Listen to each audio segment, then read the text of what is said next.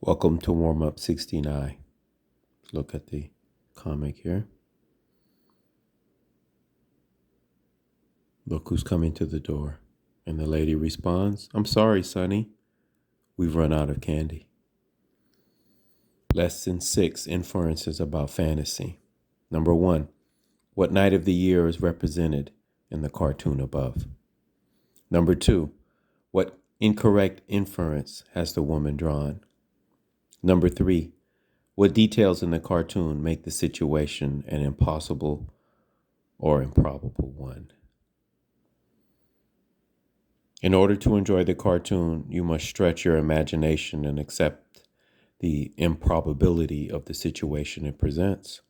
Like the cartoon, written selections may sometimes contain impossible or improbable situations, events, and characters. Such writing is called fantasy. It includes science fiction, fables, ghost stories, and fairy tales. What's some of your favorite fantasy? Drawing valid inferences will help you to recognize and understand fantasy.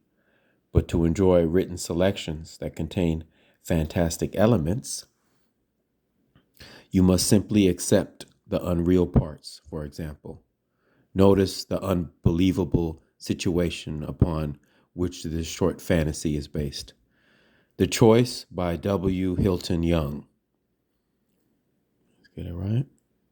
Before Williams went out into the future, she brought a camera and a tape recording machine and learned shorthand. That night, when all was ready, we made coffee and put out brandy and glasses against her return. "Goodbye," I said. "Don't stay too long." "I won't," she answered. I watched her carefully, and she hardly flickered. She must have made a perfect landing on the very second she had taken off from.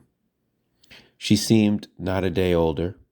We had expected she might spend several years away. Well, said she. "Let's have some coffee." I poured it out, hardly able to contain my impatience. As I gave it to her, I said again, Well, the thing is, I can't remember." "Can't remember? Not a thing?" She thought for a moment and answered sadly, "Not a thing." "But your notes, the camera, the recording machine." The notebook was empty. The indicator of the camera rested at 1 where we had set it. The tape was not even loaded into the recording machine. "But good heavens," I protested. "Why? How did it happen? Can you remember nothing at all?" "I can remember only one thing." "What was that?" "I was shown everything, and I was given the choice whether I should remember it or not after I got back." "And you chose not to." "But what an extraordinary thing, too." "Isn't it?" she said. One can't help wondering why. Number 4, what action indicates that the story is a fantasy? Number 5, what one thing can Williams remember? Number 6, what choice does Williams make?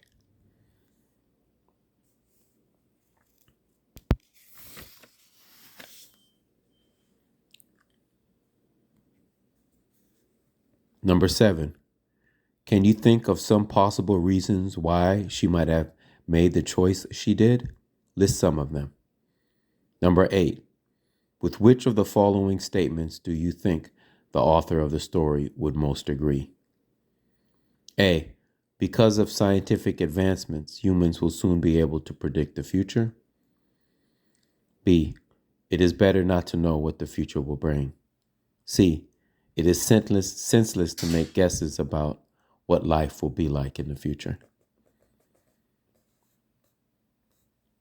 Sometimes an author's purpose in writing a fantasy is simply to entertain the reader. At other times, the purpose is to make a point about the real world. To grasp the point in such cases, you must draw inferences about the fantasy world and then apply your conclusions to the world as we know it.